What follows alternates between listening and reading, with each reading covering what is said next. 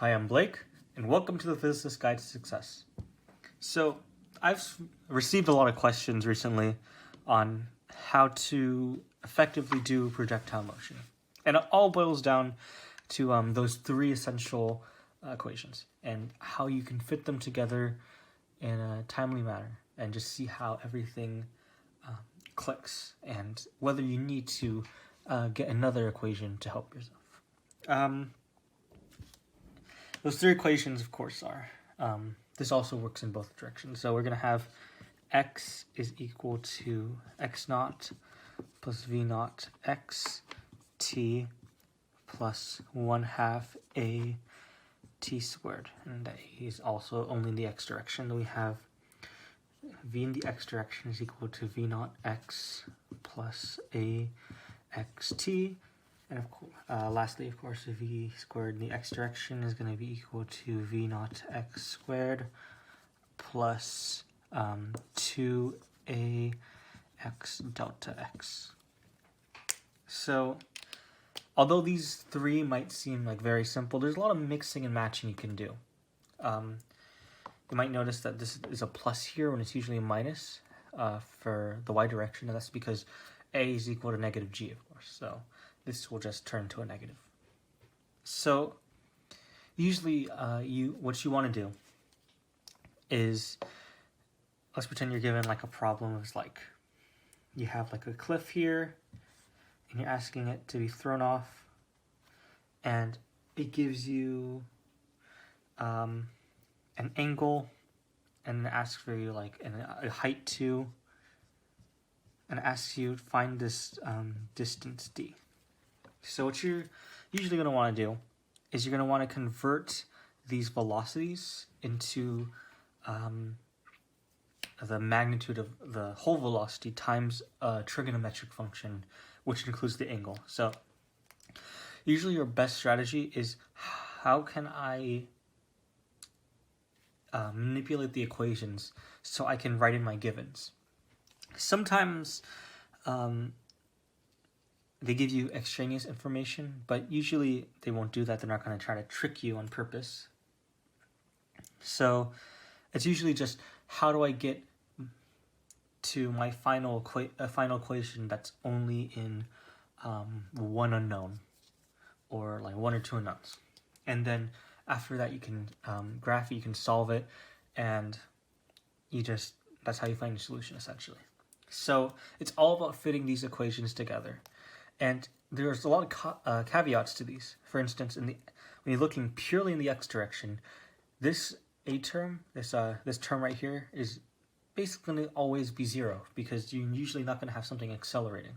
And if you orient your coordinate system correct, in the right position, you can say that x naught is equal to 0.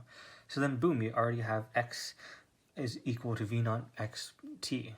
You can already solve for t if you need to do anything. But usually, it'd actually be the other way around. You'd actually solve for y there. All of these you can manipulate in some way, and there isn't really any set way. You just have to do what I was talking about earlier in the semester, and you're asking, like, you have to find your, or I don't know, I like to do it this way, givens and finds, and then it shows you things that you need your equation to have and the unknown need, and it shows if you have way more unknowns in your equation than givens, then you know that you're going to have to simplify down some way. And it really there has to be a keen eye in order to see how things fit together. And of course, it all comes with experience. I'm pretty sure no professor is going to expect you to ace it right off the bat. But still, it's pretty important to practice.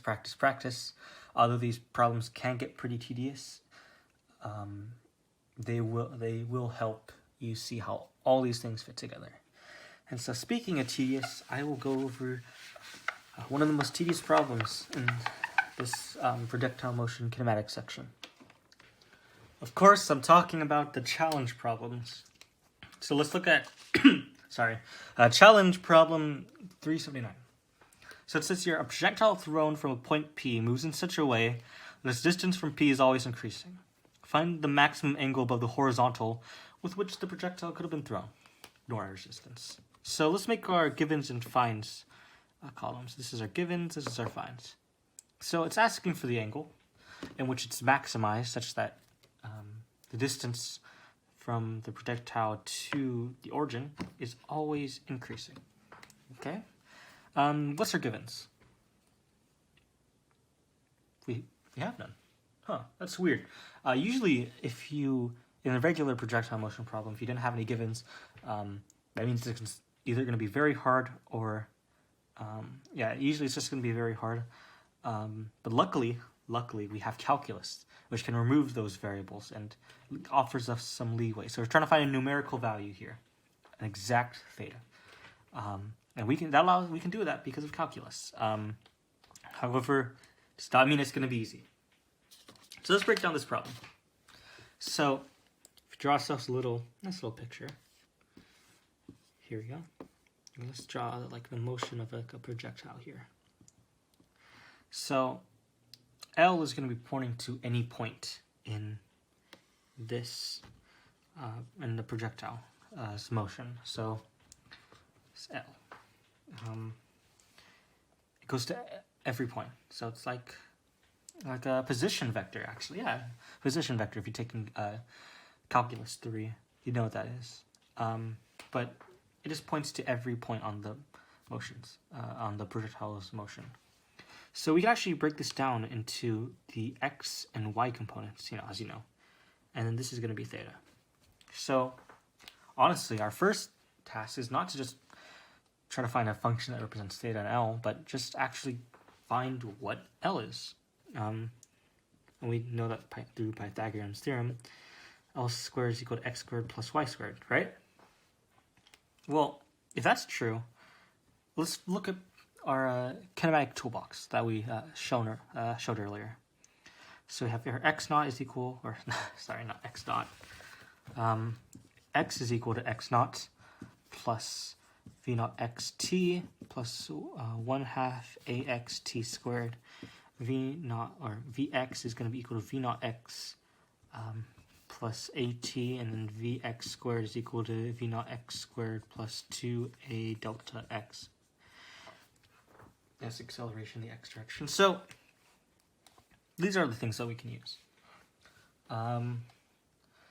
All of them we can actually manipulate to get theta in by replacing the x direction with just the magnitude times a trigonometric function. In this case, cosine for x. Personally, this does not look appetizing.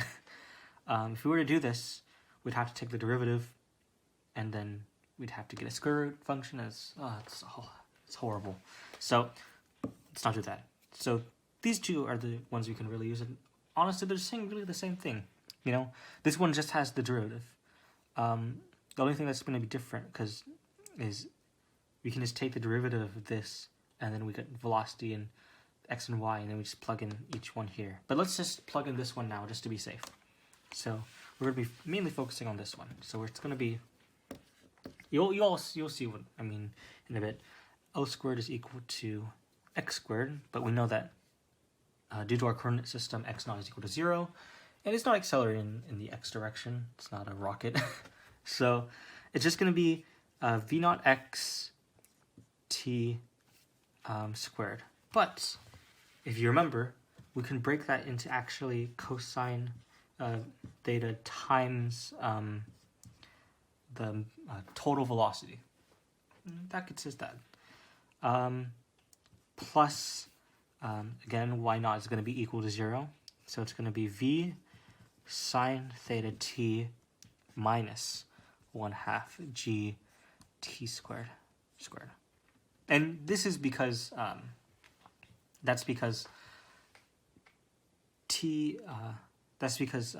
remember, acceleration is negative in the y direction with gravity. So let's expand this. Doesn't look fun, but let's still expand this. It's going to be v squared t squared cosine squared theta plus v squared t squared sine squared theta.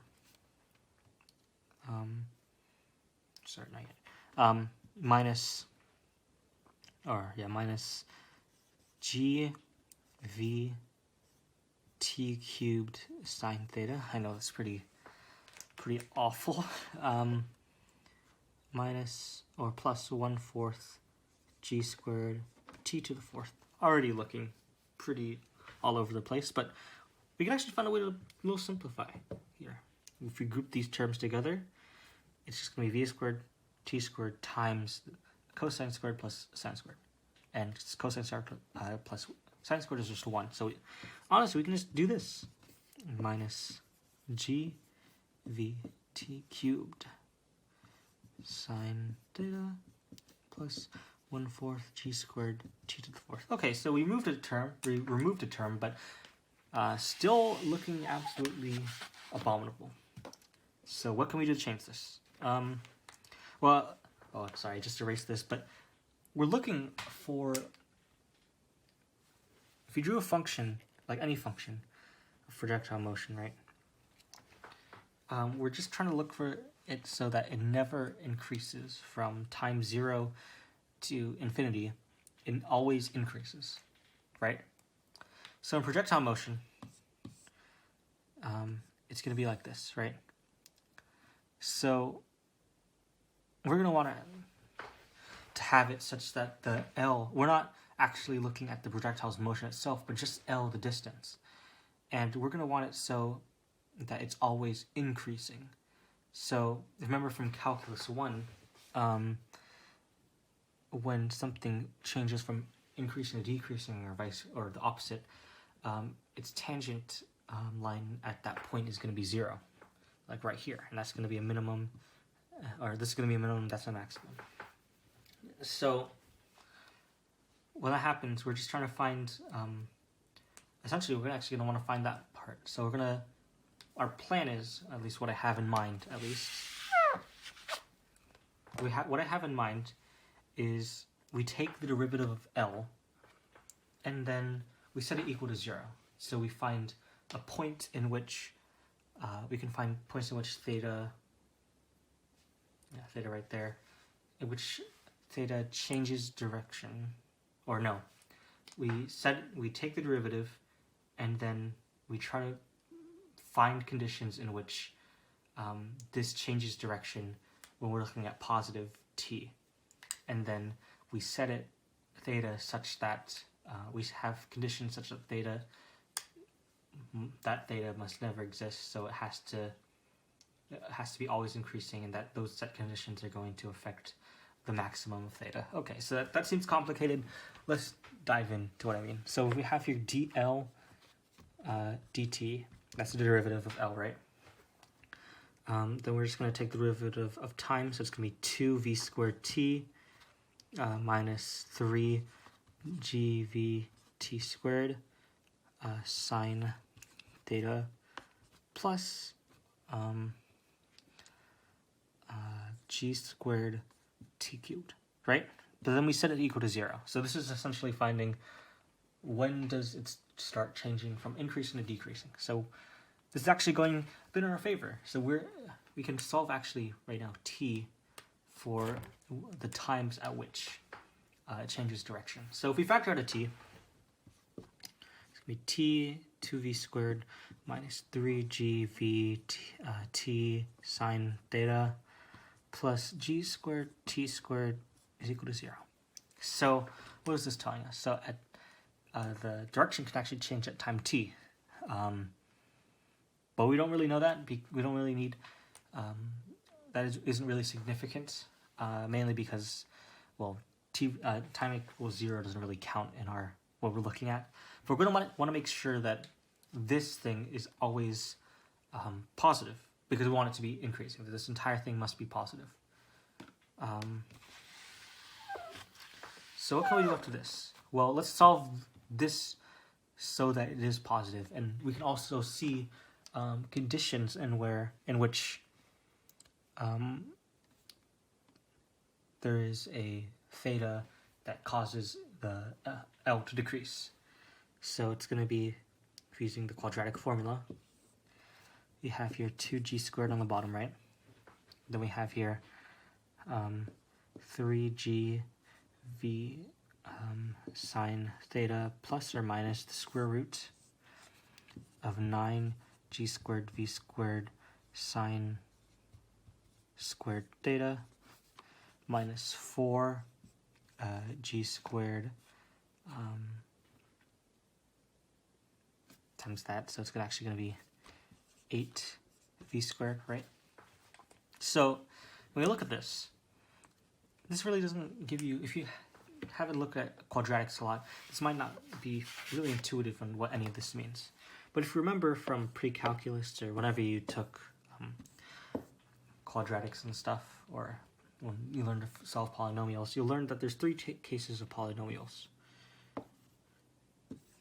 In this case, remember, the quadratic formula is finding the zeros of a quadratic. So you'd have 2 zeros here. So this is a situation in which this is, the inside of this is of the square root is positive, and that gives you 2 points, right? This is where this is actually turns out all to be 0, and that equals 1 point when it starts changing. And this here, well, that's where this is actually imaginary, right? That's negative. The inside is negative. So here, this is actually something bad because we don't want this to actually change. We don't want we don't want L to start changing some point in time. So we don't want this.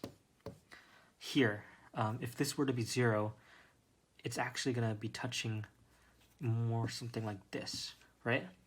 Because if this were to be 0, this is going to be 3/2 sine theta. And that means it changes, it starts increasing or decreasing, right? Halfway through its motion. So this is not something we want either. So we want this. So that means that we want the inside to be strictly negative. So if it's strictly negative, right, it's going to be 3g squared v squared sine squared theta minus 8g squared v squared, and that's all going to be less than 0. So if we were to move that to the other side, it's going to be 8g squared v squared divided by 9g squared v squared. And then if we remove the top here, it's going to be sine theta square root of 8 over 9, right? And then we have here the inverse sine, sorry, wrong place to put it, the inverse sine here.